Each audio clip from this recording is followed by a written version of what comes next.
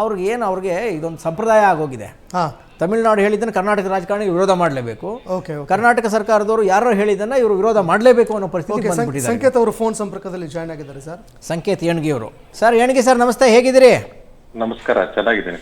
ಹಾಂ ಸರ್, ಗಮನಿಸ್ತಾ ಇದ್ದೀರಾ ಸರ್ ಆ ಕಾವೇರಿ CWC ತೀರ್ಮಾನ, ಆದೇಶ ಮತ್ತು ರೈತರ ಪ್ರತಿಭಟನೆ ಇದೆಲ್ಲ ಗಮನಿಸ್ತಿದ್ದೀರಾ ಸರ್? ಹೌದು. ಏನು ಅನಿಸ್ತಾ ಇದೆ ಸರ್? ಏನು ಮುಂದೆ ಏನು ಅಂತ ಅನಿಸ್ತಾ ಇದೆ ಸರ್ ತಮಗೆ? ಕೆಲವೊಂದು ವಿಚಾರಗಳನ್ನ ಹಾಂ ಸರ್, ಮಂಡಳಿಯವರು, ಸಮಿತಿಯವರು ಪರಿಗಣನೆ ತೆಗೆದುಕೊಂಡಿಲ್ಲ ಅಂತ ಸ್ಪಷ್ಟವಾಗಿ ಗೊತ್ತಾಗ್ತಾ ಇದೆ. ಹಾಂ ಸರ್. ಅಥವಾ ನಮ್ಮ ರಾಜ್ಯ ಸರ್ಕಾರ ಅದನ್ನ ಸರಿಯಾಗಿ ಪ್ರತಿಪಾದಿಸೋದಲ್ಲೂ ಕೂಡ ವಿಫಲ ಆಗಿದೆ ಅಂತ ಹೇಳ್ಬೋದು.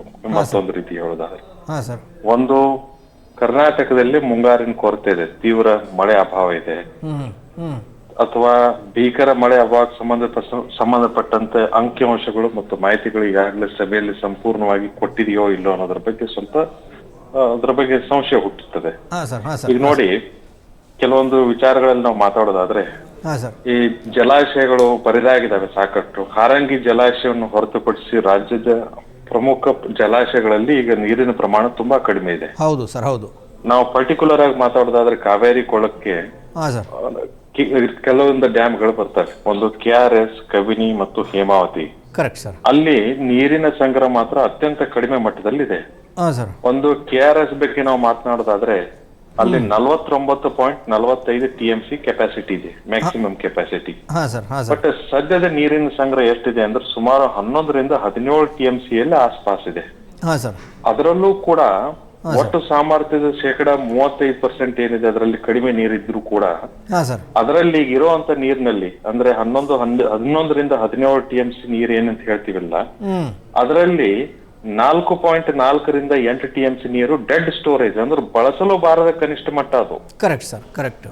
ಅದನ್ನು ಕೂಡ ಅದನ್ನು ಹೊರತುಪಡಿಸಿ ಮಿಕ್ಕಿದ್ದೇನಿದೆ ಅಲ್ಲ, ಸದ್ಯ ಲಭ್ಯವಿರೋ ನೀರನ್ನ ಬೆಂಗಳೂರು ಮತ್ತು ಮೈಸೂರು ಭಾಗದ ಕುಡಿಯುವ ನೀರಿಗೆ ಮಾತ್ರ ಬಳಕೆ ಕಾಯ್ದಿರಿಸಲಾಗಿರುವಂತದ್ದು. ಇದು ಒಂದು ನಾನು ಹೇಳ್ತಾ ಇರೋದು KRS ಕ್ಕೆ. ಅದೇ ರೀತಿ ನಾವು ಕಬಿನಿ ಬಗ್ಗೆ ಮಾತನಾಡೋದಾದ್ರೆ ಗರಿಷ್ಠ ಸಾಮರ್ಥ್ಯ ಅದರದ್ದು 19.52 TMC ಇದ್ರೆ ಸದ್ಯದ ನೀರಿನ ಸಂಗ್ರಹದ ಮಟ್ಟ ಎಷ್ಟಿದೆ ಅಂದ್ರೆ 6 ರಿಂದ 10 TMC ಇದೆ.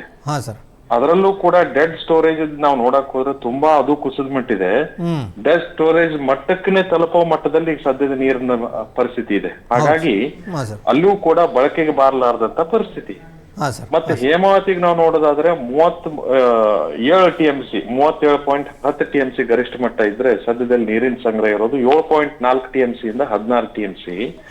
ಅದರಲ್ಲೂ ಗಣನೀಯವಾಗಿ ನೀರಿನ ಸಂಗ್ರಹ ಕುಸಿದು ಈ ನಾವು ಡೆಡ್ ಸ್ಟೋರೇಜ್ ಆಸ್ಪಾಸ್ ನಲ್ಲಿ ಇದೆ. ಒಟ್ಟಾರೆ ನಾವು ಹೇಳೋದಾದ್ರೆ 50% ಗಿಂತ ಕಡಿಮೆ ಇದೆ ಸಾಮರ್ಥ್ಯ ಈಗ ಒಂದು ಈಗ ಇರುವಂತದ್ದು ನೀರಿನ ಸ್ಟೋರೇಜ್. ಇದು ಒಂದು ಕಾರಣ, ಇದನ್ನ ಪ್ರತಿಪಾದನೆ ಮಾಡಿಲ್ಲ ಸರಿಯಾಗಿ, ಅಥವಾ ಅವರು ಸರಿಯಾಗಿ ಮನವರಿಕೆ ಮಾಡಿಕೊಟ್ಟಿಲ್ಲ, ಅಥವಾ ಅದು ಸರಿಯಾಗಿ ಅರ್ಥ ಮಾಡ್ಕೊಂಡಿಲ್ಲ ಅನ್ನೋದು ಸ್ಪಷ್ಟವಾಗಿ ಕಾಣ್ತದೆ.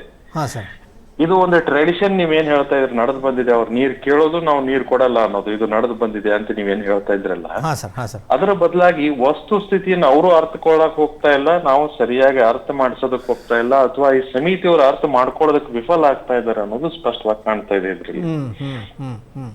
ಈಗ ಕುಡಿಯುವ ನೀರಿಗೆ ಎದುರಾಗಿದೆ ಬಹಳ ದೊಡ್ಡ ಸಂಕಷ್ಟ ಈಗ ಸದ್ಯಕ್ಕೆ. ಯಾಕೆ ಅಂತಂದ್ರೆ ಈ ಮಂಡ್ಯ, ಬೆಂಗಳೂರು ಸೇರಿದಂತೆ ರಾಜ್ಯಾದ್ಯಂತ ತೀವ್ರ ಜಲಕ್ಷಾಮ ಈಗಾಗಲೇ ತಲೆದೋರ್ ಬಿಟ್ಟಿದೆ.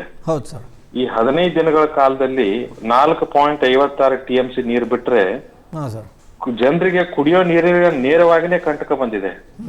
ರೈತರ ಆತಂಕ ಮತ್ತು ಕೃಷಿ ಚಟುವಟಿಕೆಗಳು ಈಗಾಗಲೇ ಮುಂಗಾರಿನಿಂದ ಸಮಸ್ಯೆ ಆಗಿ ಬರಗಾಲದ ಹಿನ್ನೆಲೆಯಲ್ಲಿ ಕಾವೇರಿ ಕೊಳದಲ್ಲಿ ಇನ್ನೂ ಸಂಕಷ್ಟಕ್ಕೆ ಆತಂಕಕ್ಕೆ ಒಳಗಾಗಿರುವಂತ ಪರಿಸ್ಥಿತಿಯಾಗಿ ಕೃಷಿ ಚಟುವಟಿಕೆಗಳು ಸಂಪೂರ್ಣವಾಗಿ ಸ್ಥಗಿತಗೊಳ್ಳುವಂತ ಪರಿಸ್ಥಿತಿ ಬಂದು ಒದಗಿದೆ ಈಗ. ಹಾಗಾಗಿ ದಿನಕ್ಕೆ 3500 ಕ್ಯೂಸೆಕ್ಸ್ ನೀರ್ ಬಿಡಿ ಅಂತ ಇವ್ರು ಹೇಳ್ತಾ ಇದಾರಲ್ಲ, ಇದು ವಾಸ್ತವಿಕ ಅಂಶಗಳ ಮತ್ತು ಅಂಕಿ ಅಂಶಗಳ ವಿರುದ್ಧವಾಗಿದೆ. ಅದನ್ನ ಪರಿಗಣನೆ ತೆಗೆದುಕೊಂಡಿಲ್ಲ ಅನ್ನೋದು ಸ್ಪಷ್ಟವಾಗಿ ಕಾಣ್ತಾ ಇದೆ. ಇಲ್ಲಿಯ ಮುಂಗಾರಾಗ್ಲಿ, ಭೀಕರ ಮಳೆ ಅಭಾವ ಆಗಿರೋದಾಗ್ಲಿ, ಅಥವಾ ನೀರಿನ ಸದ್ಯದ ಪ್ರಮಾಣ ಆಗ್ಲಿ, ಅಥವಾ ಈ ಸಂಕಟಗಳು ನೀರಿಗೆ, ಕುಡಿಯೋ ನೀರಿಗೆ ಆಗ್ತಾ ಇರುವಂತ ಸಂಕಟಗಳು ಏನೇ ನಡೀತಾ ಇದಾವೆ, ಜಲಕ್ಷಾಮ ಆಗಿದೆ ಅಂತ ಏನ್ ಹೇಳ್ತಾ ಇದ್ವಿ, ಇದನ್ನೆಲ್ಲ ಮನವರಿಕೆ ಮಾಡ್ಕೊಳ್ಳೋದ್ರಲ್ಲೂ ವಿಫಲ ಆಗಿದೆ, ಮನವರಿಕೆ ಮಾಡೋದ್ರಲ್ಲಿ ವಿಫಲ ಆಗಿದೆ.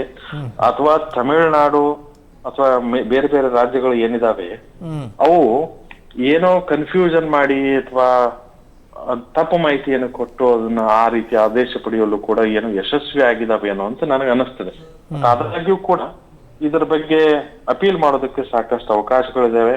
ಮತ್ತೆ ಆಗಸ್ಟ್ 3ಕ್ಕೂ ಕೂಡ ಮುಖ್ಯಮಂತ್ರಿಗಳ ಸಭೆ ಇದೆ, ಅದಕ್ಕೆ ಸಂಬಂಧಪಟ್ಟಂಗೆ ಇನ್ನೂ ತಯಾರಿ ನಡೀತಾ ಇದೆ ಅಂತ ನನಗೆ ಮಾಹಿತಿ ಇದೆ.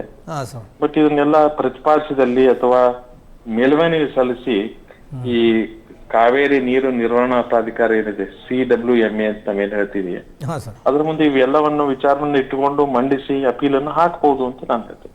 S sir, thank you so much sir. ರಾಜ್ಯ ಸರ್ಕಾರದ ಮೇಲೆ ಬಹಳ ದೊಡ್ಡ ಜವಾಬ್ದಾರಿ ಇದೆ.